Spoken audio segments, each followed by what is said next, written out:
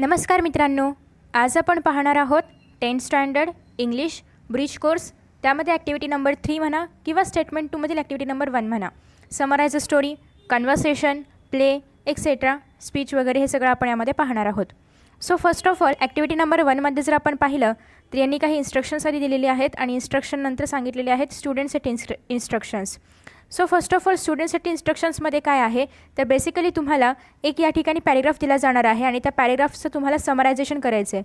म्हणजे तो पॅरेग्राफ खूप मोठा असणार आहे, तुम्हाला जस्ट त्याचं समरीमध्ये कन्वर्जन करायचं आहे. समरी म्हणजे अप टू 1/3 पार्ट तुम्हाला त्या पॅरेग्राफमधला घ्यायचा आहे. ओके, सो आता या ठिकाणी जर आपण पाहिलं तर समराइज करण्यासाठी कोणते पॉईंट्स आवश्यक आहेत ते या ठिकाणी सांगितलेत, ते आधी आपण वाचणार आहोत. मग त्यांनी एक समरी ऑलरेडी लिहून दिलेली आहे ती आपण पाहणार आहोत आणि मग आपण हे जे ॲक्च्युअल याचं उत्तर आहे तर ते पाहूया. Okay, so first of all या ठिकाणी सांगितले की तुम्हाला जे काही टेक्स्ट दिलं जाईल, जो काही पॅरेग्राफ दिला जाईल तो तुम्हाला व्यवस्थित वाचायचा आहे, 2-3 वेळा वाचायचा आहे. कारण आता तुम्ही पेपर देत नाही आहात, तुमच्याकडे खूप वेळ आहे. सो व्यवस्थित वाचण्याचा प्रयत्न करा, सगळे शब्द जाणून घेण्याचा प्रयत्न करा. जर तुम्हाला काही एखादा दुसरा शब्द अडला तर तो तुम्ही गुगलवरती सर्च करू शकता. ओके, सो त्यासोबतच तुम्हाला या ठिकाणी सांगितलेलं आहे की त्या पूर्ण पॅसेजचं मिनिंग जाणून घ्या. कारण तुम्ही जर आत्तापासून अशी सवय लावली तर तुमचा जेव्हा पेपर असेल तेव्हा जर तुम्हाला नॉन टेक्स्चुअल पॅसेज आला, कारण नॉन टेक्स्चुअल पॅसेजच येतो समरी रायटिंगसाठी, सो मग तुम्हाला तेव्हा अडचण येणार नाही किंवा तुम्ही तेव्हा चांगल्या पद्धतीने रीड करू शकता जर तुम्ही आता हळूहळू व्यवस्थित रीड करायला लागला तर. ओके, सो याचा फायदा तुम्हाला तुमच्या ॲक्च्युअल एक्झाममध्ये होईल. आफ्टर दॅट नेक्स्ट आहे capture the main points of the text by highlighting it. आता जर आपण कोणतंही टेक्स्ट पाहतो तर प्रत्येक टेक्स्टमध्ये काही ना काही मेन पॉईंट्स असतात. आता या पहिली जर ओळ पाहिली आपण, रीड द ओरिजिनल टेक्स्ट, तर या ठिकाणी ओरिजिनल टेक्स्ट मेन पॉईंट आहे आणि सोबतच अंडरस्टँड, काय अंडरस्टँड करायचं आहे, मिनिंग. सो हे 3 शब्द या ओळीमध्ये महत्त्वाचे होते. तर अशाच पद्धतीने पूर्ण पॅरेग्राफमध्ये अशा काही ओळी असतात की ज्या अत्यंत महत्त्वाच्या असतात, त्या ओळींना आपल्याला अंडरलाईन करता आलं पाहिजे. बरं, आता या महत्त्वाच्या ओळी कशा ओळखायच्या तर जो काही आपला टॉपिक दिला असेल त्या टॉपिकच्या अनुषंगाने सगळ्यात इम्पॉर्टंट काय आहे असं बऱ्याचदा एक मोठं स्पीच असतं, पण त्या स्पीचमध्ये काहीच भाग असा असतो की जो इम्पॉर्टंट असतो. तर तो जो इम्पॉर्टंट भाग आहे तर तो आपल्याला ओळखता आला पाहिजे. हे तुम्हाला सवयीने सरावाने हळूहळू करता येईल. ओके, आफ्टर दॅट त्यानंतर जर आपण पाहिलं तर पुढे काय सांगितलेलं आहे, हायलाईट करू शकता किंवा अंडरलाईन करू शकता. नेक्स्ट आहे की नोट डाऊन इम्पॉर्टंट डिटेल्स. त्यामध्ये काही डिटेल आहेत का, महत्त्वाचे काही डिटेल आहेत का. एखादी स्पर्धा असेल तर ती स्पर्धा कुठे झाली आहे असं काही डिटेलमध्ये आहे का. एखाद्या स्पर्धेवरती जर त्यांनी पॅरेग्राफ दिला असेल तर ती स्पर्धा कधी सुरू झाली किंवा त्याचे मागचे काही डिटेल्स असतील का, तर ते सगळे तुम्हाला हायलाईट करायचे आहेत, अंडरलाईन करायचे आहेत. जे पण महत्त्वाचे वाटेल ते सगळं करायचे. आणि हां, समरीमध्ये जे तुम्हाला ओरिजिनल टेक्स्टमध्ये दिलेलं आहे ते आहे असं उतरवायचं नाही. बरेचदा पहिल्या 2 ओळी शेवटच्या 2 ओळी असं उतरवलं जातं, तर असं नाही करायचं. तर त्यामध्ये काय करायचं आहे, तुम्हाला जे महत्त्वाचे शब्द वाटत आहेत, ज्या महत्त्वाच्या लाईन्स वाटत आहेत त्या स्वतःच्या भाषेमध्ये म्हणजेच इंग्लिशमध्येच पण स्वतःच्या लँग्वेजमध्ये कन्वर्ट करायच्या आणि मग त्या लिहायच्या. ओके, नेक्स्ट असं आहे की without the original text rewrite your notes in your on words by linking together the points. So हेच मी आता सांगितलं की ओरिजिनल टेक्स्ट आहे असं न लिहिता किंवा पण काही वेळेस काय होतं की एक अशी ओळ असते ओरिजिनल टेक्स्टमध्ये की जी इतकी महत्त्वाची असते की ती आपण आपल्या शब्दामध्ये कन्वर्ट करू शकत नाही. अशी एखादी ओळ असते तर ती ओळ चालेल तुम्ही अशी आहे अशी लिहिली तर, पण ती खूप छोटी असायला पाहिजे. पूर्ण मोठीच्या मोठी ओळ असेलच असं काही नाही. सो ती छोटीशी ओळ आहे जी की खूप महत्त्वाची वाटते, त्याला आपण आपल्या भाषेमध्ये बऱ्याचदा कन्वर्ट नाही करू शकत, तर मग तुम्ही ती आहे अशी लिहू शकता, पण ती महत्त्वाची पाहिजे. आणि बाकीच्या ज्या काही ओळी आहेत त्या सगळ्या तुम्हाला स्वतःच्या भाषेमध्ये आधी कन्वर्ट करायच्या आहेत आणि मग ते सगळे पॉईंट्स एकत्र जोडायचे आहेत आणि मग तुम्हाला त्यापासून समरी तयार करायची आहे. आणि समरी जास्त मोठी नसते, दिलेल्या पॅरेग्राफचं फक्त 1/3 आपल्याला समरीमध्ये घ्यायचं असतं. आफ्टर दॅट नेक्स्ट आहे त्या समरीला तुम्हाला प्रॉपर हेडिंग द्यायचं आहे. सब हेडिंग द्यायची गरज असेल तर सब हेडिंग पण द्यायचं आहे. नेक्स्ट आहे तुम्ही जी काही समरी रफली तयार केली आहे ती समरी तुम्ही पुन्हा एकदा वाचा. त्यामध्ये तुम्ही एक्स्ट्रा काही लिहिलेलं आहे का, ते लिहिलं असेल तर ते कट करा. काही लिहायचं राहिलं आहे का महत्त्वाचा पॉईंट ते चेक करा, तो त्याच्यामध्ये ॲड करा. तर अशा पद्धतीने तुम्हाला समरी लिहायची आहे. त्याच्यानंतर नेक्स्ट जर आपण पाहिलं तर या ठिकाणी तुम्हाला सांगितले की याची समरी लिहा, पण त्याआधी त्यांनी एक समरी सोडवून दिली ती आपण पाहूया आणि मग काय लिहायला सांगितले तर ते आपण नंतर बघूया. ओके, आता त्यांनी एक सॉल्व करून दिलेलं आहे, दॅट इज इम्पॉर्टन्स ऑफ स्पोर्ट्सचं इम्पॉर्टन्स काय आहे. आता ॲक्च्युअली हे खूप मोठं स्पीच आहे, सो मी पूर्ण एक्सप्लेन नाही करत, फक्त यामधले पण महत्त्वाचे पॉईंट्स जे आहेत तर ते तुम्हाला सांगते. फर्स्ट ऑफ ऑल या ठिकाणी त्यांनी ग्रीटिंग्स लिहिलेले आहेत, म्हणजे जे कोण गेस्ट वगैरे असतील त्यांना ऑनरेबल गेस्टला प्रणाम वगैरे असं काही काही केलेलं आहे. आता हे सगळं स्पीचमध्ये दिलं आहे, बट तुम्हाला समरीमध्ये हे सगळं लिहिण्याची अजिबात आवश्यकता नाही आहे. याच्यामध्ये महत्त्वाचं काय आहे तेवढंच लिहायचं. सो जर तुम्हाला स्पीच आलं समरी रायटिंगला तर हे सगळं कट करून टाकायचं. ओके, नेक्स्ट जर आपण पाहिलं की स्पीच कशावरती आहे, इम्पॉर्टन्स ऑफ स्पोर्ट्सवरती. सो फक्त स्पोर्ट्सवरतीच माहिती आली पाहिजे, बाकी ऑनरेबल वगैरे काही नाही लिहिलं तरी पण चालणार आहे आणि नाहीच लिहायचं, कारण आपल्याला स्पीचचं छोटंसं रूप करायचं आहे. सो त्याच्यामुळे बाकीच्या गोष्टी नाही लिहायच्या. आफ्टर दॅट नेक्स्ट आहे या ठिकाणी की if you observe some people, तुम्ही जर काही पीपल्सचं निरीक्षण केलं, काही लोकांचं निरीक्षण केलं, then you will notice that human life is a series of tension and problems. तर तुम्हाला हे कळेल की प्रत्येक मनुष्याच्या जीवनामध्ये काही ना काही टेन्शन्स आहेत, काही ना काही प्रॉब्लेम्स आहेत, ताणतणाव सगळ्यांच्या आयुष्यामध्ये असतं. So also they have a variety of concerns relating to their life. त्यासोबतच त्यांच्या भविष्यासंदर्भात, त्यांच्या जीवनासंदर्भात त्यांच्या मनामध्ये प्रचंड चिंता असते की पुढे काय होणार, काळजी असते किंवा सगळं व्यवस्थित होईल का वगैरे वगैरे. अशा अनेक गोष्टी मानवी जीवनामध्ये, मानवी मेंदूमध्ये सतत घुमत असतात. So sport is something that makes us free from this troubles, concerns and tensions. मग आता यापासून जर आपल्याला सुटायचं असेल, म्हणजे यापासून जर आपल्याला फ्री व्हायचं असेल या सगळ्या टेन्शनपासून, या सगळ्या याच्यापासून, तर मग त्यासाठी सगळ्यात बेस्ट उपाय काय आहे आपल्याकडे, तर ते म्हणजे स्पोर्ट्स. जेव्हा आपण खेळतो तेव्हा आपल्या शरीराचा व्यायाम होतो, सोबतच मन पण शांत होतं, मनावरचं सगळं ताणतणाव निघून जातो. म्हणजेच या ठिकाणी त्यांनी काय सांगितलेलं आहे की या सगळ्या टेन्शन्सपासून, या सगळ्या चिंतेपासून, काळजीपासून आपल्याला फ्री करणारं असं काय आहे, तर ते आहे sports. Okay. Moreover they are an essential part of life who believe in life are able to face the problems. आता जर आपण पाहिलं तर स्पोर्ट्स आपल्या जीवनामधला एक खूप महत्त्वाचा घटक आहे. ओके. सो स्पोर्ट्स आपण म्हणजे कोणतेही खेळ असो, असं नाही की तुम्ही खूप मोठे मोठे खेळ खेळले पाहिजे, असं काही नाही. कोणतेही खेळ असो जे फिजिकल एक्सरसाइज करून देतील, जे मेंटल स्ट्रेस दूर करतील, असे कोणतेही खेळ आपल्या लाईफसाठी खूप इसेन्शियल असतात to reduce the stress, to reduce problems. Okay. So they help in proper operation of various organs of the body. आपल्या बॉडीमध्ये ऑर्गन सिस्टम आहे, त्याच्यामध्ये जे ऑर्गन्स आहेत ते प्रॉपरली वर्क करावेत, त्यांचं प्रत्येकाचं फंक्शन प्रॉपरली व्हावं, यासाठी बॉडी सुदृढ राहणं किंवा स्ट्रॉंग राहणं गरजेचं असतं आणि ते स्ट्रॉंग ठेवण्याचं काम करणार आहे स्पोर्ट्स किंवा कोणतेही games. Further more they refresh our mind. आपल्या माइंडला ते रिफ्रेश करतात. आपलं माइंड जे की स्ट्रेसफुल आहे तर त्याला ते स्ट्रेस रिड्यूस करण्याचं काम स्पोर्ट्स करतात. And body feels energised. म्हणजे काय, बॉडी पुन्हा एकदा एनर्जी रिच होते, बॉडीमध्ये पुन्हा एकदा एनर्जी येते, आपण पुन्हा एकदा उत्साहाने आपलं काम करू शकतो. नेक्स्ट आहे that is it also makes muscles strong and keep them in good shape. सोबतच ते आपल्या मसल्सला पण स्ट्रॉंग करतात, मसल्सला गुड शेपमध्ये ठेवतात, म्हणजे आपण जास्त ओबेस होत नाही, आपण मेंटेन राहतो, आपलं बॉडी मेंटेन राहते. in schools and colleges they consider sports as an important part of education. स्कूलमध्ये म्हणा किंवा कॉलेजमध्ये म्हणा, फिजिकल एज्युकेशनसाठी किंवा स्पोर्ट्ससाठी एक वेगळं लेक्चर असतं. म्हणजे कॉलेजमध्ये आणि स्कूलमध्ये देखील स्पोर्ट्सला महत्त्व देण्यात आलेलं आहे, असं त्यांना यामधून सांगायचं आहे. Also they organise sports competition of different kinds. आणि तुम्हालाही माहिती आहे शाळेमध्ये बरेचसे स्पोर्ट्स कॉम्पिटिशन आयोजित केले जातात. का, तर हेच की सगळ्या लोकांना स्पोर्ट्सचं महत्त्व कळावं, मुलांच्या मनावर जो अभ्यासाचा ताणतणाव असेल किंवा इतर जे काही ताणतणाव असतील तर ते रिड्यूस व्हावेत, त्यांना एक चांगलं आरोग्य मिळावं, त्यांची बॉडी वेल फंक्शन राहावी, यासाठी स्पोर्ट्स आयोजित केले जातात. आणि जे तासिका असतात, जे पण तास तुमच्या शाळेमध्ये होतात, त्यामध्ये पण स्पोर्ट्स इन्क्लूड केले जातात. नेक्स्ट आहे in schools they organise annual sports event organise केला जातो. And on a daily basis they have a specific period for sports and games. आणि ऑब्वियसली आठवड्यामध्ये जे काही तुमचे ॲक्च्युअल लेक्चर्स असतील त्यामधले काही लेक्चर्स हे स्पोर्ट्सचे किंवा गेम्सचे पण असतात. नेक्स्ट आहे in this period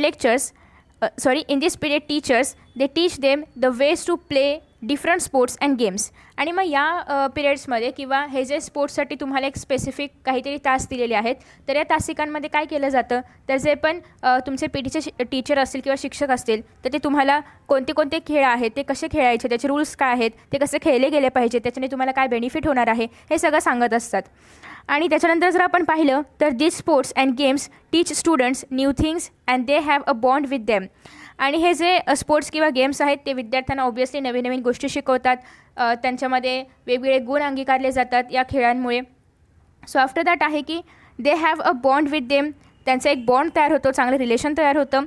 in addition sports help them develop self confidence and courage. Sports आपलं सेल्फ कॉन्फिडन्स म्हणजे स्वतःचा आत्मविश्वास, सोबतच करेज, धैर्य, पेशन्स, हे सगळं काही डेव्हलप करायला स्पोर्ट्समुळे आपल्याला हेल्प होते. कारण जेव्हा आपण काहीतरी खेळत असतो तेव्हा आपल्याला जर तो खेळ येत असेल, त्याचे सगळे रूल्स प्रॉपरली माहिती असतील, तर आपण एकतर वेल कॉन्फिडंट असतो की हा बाबा मला हे खेळता येतं आहे. सो तोच कॉन्फिडन्स आपल्याला आपल्या अभ्यासामध्ये पण दाखवता येतो. मग कुठेतरी स्पोर्ट्स आणि स्टडी यांचं रिलेशन या ठिकाणी सांगण्यात आलेलं आहे.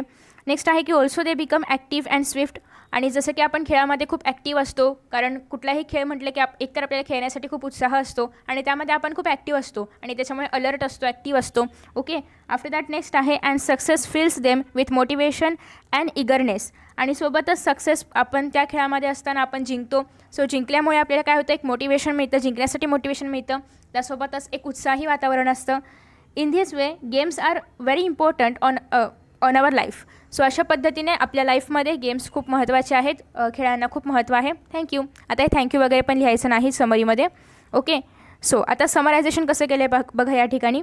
सगळ्यात महत्त्वाचं काय आहे, आपलं टॉपिकचं नाव काय होतं या ठिकाणी सांगण्यात आलेलं आहे, importance of sports.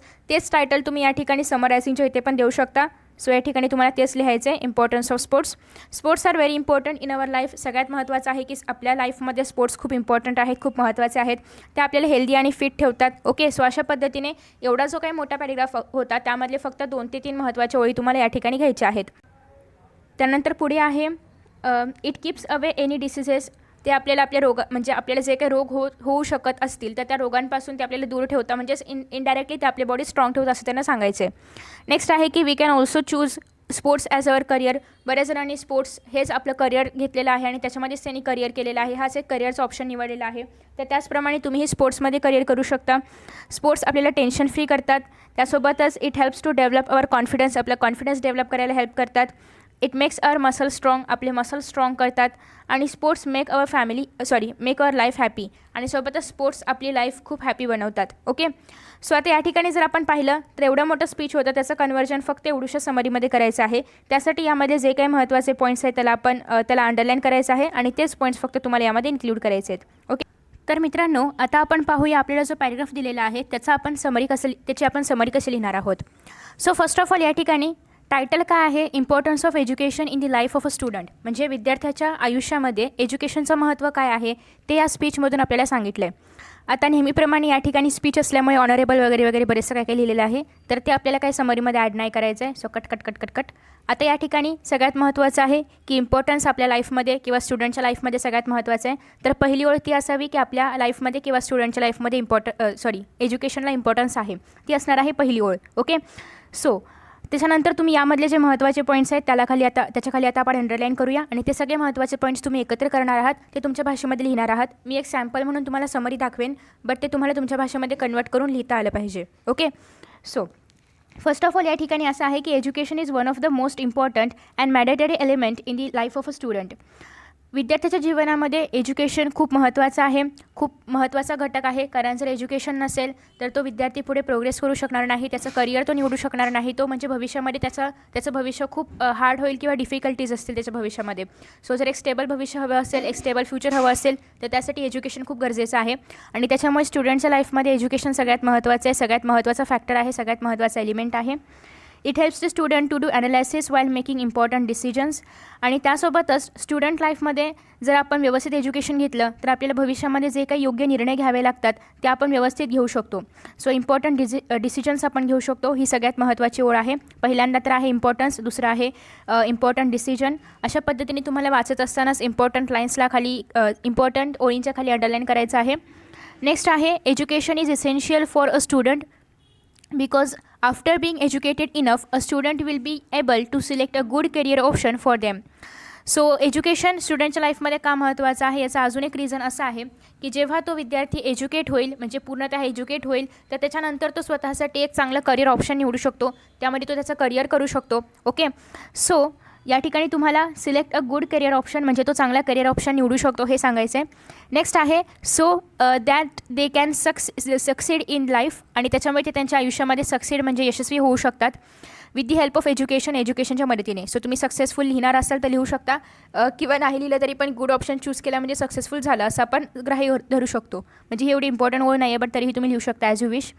So a good career provides the students financial freedom आणि त्याचबरोबर मेंटल सॅटिस्फॅक्शन. एक गुड करिअर त्या स्टुडंटला फायनान्शियल फ्रीडम देतो. म्हणजे काय तर त्याला तो जेव्हा एखाद्या पर्टिक्युलर क्षेत्रामध्ये करिअर करेल त्या सक्सेसफुल होईल तेव्हा त्यानंतर त्याच्याकडे पैशाची काळजी म्हणजे पैशाविषयी चिंता किंवा पैसे कसे मिळवायचे वगैरे वगैरे वगैरे असं काही पैशाविषयी काही नसणार आहे. तो फायनान्शियली पूर्ण फ्रीडम असणार आहे त्याला. जसं की आपण कुठल्याही हॉटेलमध्ये गेल्यानंतर पहिल्यांदा आपल्याला प्राईसचा कॉलम बघण्याआधी त्या हॉटेलमध्ये काय काय मिळते ते डिशेस पाहता आले पाहिजेत आणि ती किती का महाग असणार ती आपण घेऊ शकतो. सो याला आपण काय म्हणतो फायनान्शियल फ्रीडम. म्हणजे पैशाची चिंता न करता जेव्हा आपण खर्च करू शकतो किंवा जेव्हा आपण आपल्या गरजा भागवू शकतो, आपल्या बेसिक नीड्स आपण पूर्ण करू शकतो, तेव्हा त्याला आपण म्हणणार financial freedom. Okay. So next आहे मेंटल सॅटिस्फॅक्शन. म्हणजे काय तर आपण ज्या क्षेत्रामध्ये आपल्याला आवड आहे त्या क्षेत्रामध्ये आपण करिअर करणार. म्हणजे एक मेंटली आपण स्टेबल असणार आहोत. मेंटली आपल्याला एक आनंद आहे की हा बाबा मला हे आवडत होतं आणि त्यामध्ये माझं करिअर केलं. सो जेव्हा आपण आपल्या आवडीनुसार करिअर करतो तेव्हा त्याच्यामध्ये आपल्याला फायनान्शियल फ्रीडम तर मिळतंच, सोबतच मेंटल सॅटिस्फॅक्शन मिळतं, जे की खूप महत्त्वाचं आहे. आफ्टर दॅट नेक्स्ट आहे the education of the students helps them in improving their communication skill. Communication स्किलमध्ये काय काय येतं तर त्यांचं स्पीच, बॉडी लँग्वेज असेल किंवा इतर लोकांसोबत बोलणं चालणं वगैरे सगळं हे कशामुळे आपल्याला कळणार आहे एज्युकेशनमुळे. प्रत्येक व्यक्तीनुसार आपल्याला वेगळ्या पद्धतीने बोलावं लागतं. कॉर्पोरेटमध्ये वेगळं असेल किंवा इतर ठिकाणी सामान्य ठिकाणी वेगळं असेल. ओके. सो अशा पद्धतीने प्रत्येक ठिकाणी कसं बोलायचं, काय बॉडी लँग्वेज असली पाहिजे, कसं बोललं गेलं पाहिजे, हे सगळं आपल्याला कशामधून कळतं एज्युकेशनमुळे. ओके, शिक्षणामुळे. आफ्टर दॅट नेक्स्ट आहे हे सगळं असणार आहे एज्युकेशन सिस्टममध्ये. तर तुम्हाला फक्त या ठिकाणी कम्युनिकेशन स्किल अंडरलाईन करायची आहे. Education helps the student in using the technology in better way in this era of rapid technological development and transformation. जसं की तुम्हाला माहिती आहे या युगामध्ये टेक्नॉलॉजी खूप मोठ्या प्रमाणामध्ये विकसित होते, विज्ञान खूप मोठ्या प्रमाणामध्ये विकसित होते. मग आता ही टेक्नॉलॉजी वापरायची कशी किंवा याची अजून डेव्हलपमेंट कशी करायची हे सगळं आपल्याला कोणामुळे करतं आहे, ऑब्व्हियसली एज्युकेशनमुळे. आफ्टर दॅट नेक्स्ट आहे as we all know that education is the key element of everyone's life today. जसं की आपल्या सर्वांना माहिती आहे आपल्या सगळ्यांच्या आयुष्यामध्ये एज्युकेशन एक की फॅक्टर आहे, एक खूप महत्त्वाचा घटक आहे. आपण त्याला अविभाज्य घटक आहे आपल्या आयुष्यामधला असं म्हटलं तरी पण काही हरकत नाही. नेक्स्ट आहे education has the value that helps in making people valuable and full of knowledge. एज्युकेशनमध्ये क्षमता आहे की तू लोकांना व्हॅल्युएबल करू शकतो. व्हॅल्युएबल म्हणजे काय तर बघा की जो जास्त हायली क्वालिफाईड व्यक्ती असतो त्या व्यक्तीला किती मान असतो समाजामध्ये. जो अनएज्युकेटेड आहे किंवा एवढा हायली एज्युकेटेड नाही आहे त्या व्यक्तीला कमी मान असतो. म्हणजे एज्युकेशन काय करतं त्या व्यक्तीची व्हॅल्यू वाढवतं. ओके. सो त्याचबरोबर जर आपण पाहिलं नेक्स्ट पॉईंट काय आहे की फुल ऑफ नॉलेज. आणि फक्त व्हॅल्यूज वाढवत नाही तर त्या व्यक्तीला नॉलेज पण भरपूर मिळतं आपल्याला एज्युकेशनमुळे. तर अशा पद्धतीने एज्युकेशन एकतर त्या व्यक्तीची व्हॅल्यू वाढवतं आणि सोबतच त्या व्यक्तीला पूर्णतः ज्ञान देतं. आफ्टर दॅट नेक्स्ट आहे education is necessary for growth of life for everyone. आपली जर लाईफ ग्रो करायची असेल, ग्रो म्हणजे काय आपल्याला जर लाईफमध्ये सक्सेसफुल व्हायचं असेल तर त्यासाठी एज्युकेशन खूप महत्त्वाचं आहे. It has the same value for everyone equally. Education प्रत्येकाला सेम व्हॅल्यू देतं. प्रत्येक एज्युकेट व्यक्तीला व्हॅल्यू असते समाजामध्ये.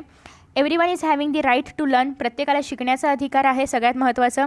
आणि without education life can be so difficult. आणि जर शिक्षण नसेल, एज्युकेशन नसेल तर जीवन अतिशय खडतर आहे. त्याच्यामध्ये खूप डिफिकल्टीजला आपल्याला सामोरे जावं लागणार, खूप अडचणींना सामोरे जावं लागणार. कारण तसंही या जगामध्ये शिक्षणाशिवाय काहीच नाही आहे. सो त्याच्यामुळे एज्युकेशन आपल्या आयुष्यामध्ये खूप महत्त्वाचं आहे. एक व्हायटल रोल प्ले करतं आपल्या लाईफमध्ये. म्हणजे खूप महत्त्वाचा रोल आपल्या लाईफमध्ये एज्युकेशन एक प्ले करतं. म्हणजे खूप महत्त्वाची भूमिका आहे एज्युकेशनची आपल्या लाईफमध्ये. ओके. आणि थँक्यू तर तुम्हाला लिहायचं नाही आहे. सो हे जे काही पॉईंट्सला मी अंडरलाईन केलं हे पॉईंट्स सगळ्यात महत्त्वाचे आहेत. तर याच्यावरती आधारित आता मी समरी लिहिलेली आहे ती मी तुम्हाला दाखवते. तुम्ही तशा पद्धतीची समरी लिहू शकता. ओके.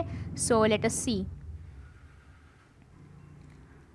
सो समरी अशी आहे की education is very important in everyone's life. प्रत्येकाच्या जीवनामध्ये एज्युकेशन खूप महत्त्वाचं आहे. It help students to take proper decisions and to choose good career option.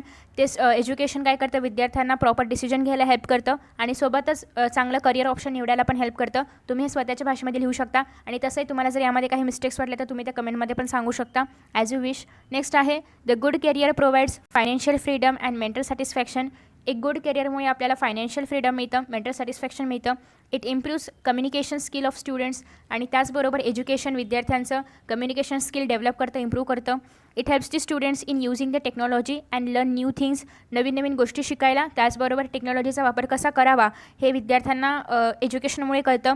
Everyone has right to learn. प्रत्येकाला लर्न करण्याचा म्हणजे शिकण्याचा अधिकार आहे. Without education life can be full of difficulties. आणि जर एज्युकेशन नसेल तर आपलं लाईफ पूर्णतः अडचणींनी भरलेलं होऊ शकतं. तर अशा पद्धतीने मी या ठिकाणी छोटासा लिहिण्याचा प्रयत्न केला आहे. आय होप की तुम्ही पण अशा पद्धतीने लिहाल. आणि याला टायटल तर तुम्हाला तेच द्यायचं आहे जे ऑलरेडी त्या पॅरेग्राफला दिलेलं आहे. ओके. सो आता आपण पाहणार आहोत यानंतरची ॲक्टिव्हिटी. यानंतर आपल्याला नेक्स्ट प्रॅक्टिसमध्ये सांगितलेलं आहे हे सगळं तुम्ही करणार आहात. ओके. कारण मी तुम्हाला ऑलरेडी सांगितले की अंडरलाईन पॉईंट्स कसे करायचे किंवा ते पॉईंट्स घेतल्यानंतर त्यापासून समरी कशी लिहायची. आता तुम्हाला काय करायचं आहे की या ठिकाणी तुम्हाला 3 विषय दिलेत. या तिन्ही विषयापैकी तुम्ही कोणताही एक विषय निवडू शकता किंवा तिन्ही विषय घ्या. त्या प्रत्येक विषयावरती तुम्हाला गुगलवरती प्रचंड इन्फॉर्मेशन मिळेल. जसे की माय फेवरेट स्पोर्ट्स पर्सन कोणी असेल तो, त्याच्यावरती तुम्हाला प्रचंड इन्फॉर्मेशन मिळेल. त्या इन्फॉर्मेशनमधला थोडासा पार्ट तुम्हाला घ्यायचा आहे, कारण एवढी सगळी इन्फॉर्मेशन आपल्याला समराईज नाही करायची. एकदम थोडासा पार्ट घ्यायचा आहे. त्या पार्टमधले महत्त्वाचे घटक, मग तो स्पोर्ट पर्सन कुठे, त्याचा जन्म कुठे झाला असेल, तो कशामध्ये आहे, म्हणजे कुठल्या खेळामधला तो स्पोर्ट पर्सन आहे, तर हे सगळं तुम्हाला त्याच्यामध्ये घ्यायचं आहे, इन्क्लूड करायचं आहे. नेक्स्ट असेल nature is best teacher. Nature सगळ्यात उत्तम गुरु आहे. तर नेचर इज बेस्ट टीचरवरती पण तुम्हाला खूप मोठे मोठे आर्टिकल्स पाहायला मिळतील गुगलवरती. तर तुम्हाला ते शोधायचे आहेत. हे सगळं तुम्हाला करायचं आहे, कारण हे तुमच्या बौद्धिक विकासासाठी आहे आणि तुम्हाला त्याची प्रॅक्टिस असायला पाहिजे. Okay, so nature is best teacher यामध्ये जर तुम्ही पाहिलं तर निसर्ग आपला सर्वोत्तम गुरु कसा आहे, मग त्यामध्ये निसर्गाकडून आपल्याला काय काय शिकायला मिळतं हे सगळं त्या पॅरेग्राफमध्ये असेल आणि ते तुम्हाला छोटंसं करून म्हणजे कन्वर्ट करायचं आहे छोट्या पॅरेग्राफमध्ये आणि समरी लिहायची आहे. ओके, सेव्ह वॉटर सेव्ह अर्थ यामध्ये पण पाणी, एकतर पहिली गोष्ट म्हणजे पाणी का महत्त्वाचं आहे, ते का वाचवलं पाहिजे आणि पाणी वाचवल्याने आपलं अर्थ कसं काय सेव्ह होऊ शकतं, म्हणजे अर्थचं आणि पाण्याचं काय रिलेशनशिप आहे हे तुम्हाला थोडक्यात मांडायचं आहे. सो हे सगळं तुम्ही त्याच्यामध्ये घेणार आहात.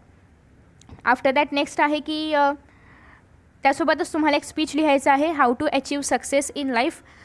तर याच्यावरती तुम्ही स्पीच लिहू शकता. तुम्हाला 9th स्टँडर्डला एक पोएम होती सक्सेसवरती आधारित, तर त्याच्यामध्ये जर तुम्ही पाहिलं तुमच्याकडे सगळ्यांची डायजेस्ट असेल 9th स्टँडर्डचा, तर त्यामध्ये how to achieve success in life याच्यावरती एक पॅरेग्राफ आहे डायजेस्टमध्ये, तर त्यामध्ये तुम्ही पाहू शकता. ओके, सो तुम्हाला हिंट पण दिलेली आहे किंवा तुम्ही गुगलवरती सर्च करा, इझिली तुम्हाला याचं सगळे आन्सर्स मिळतील.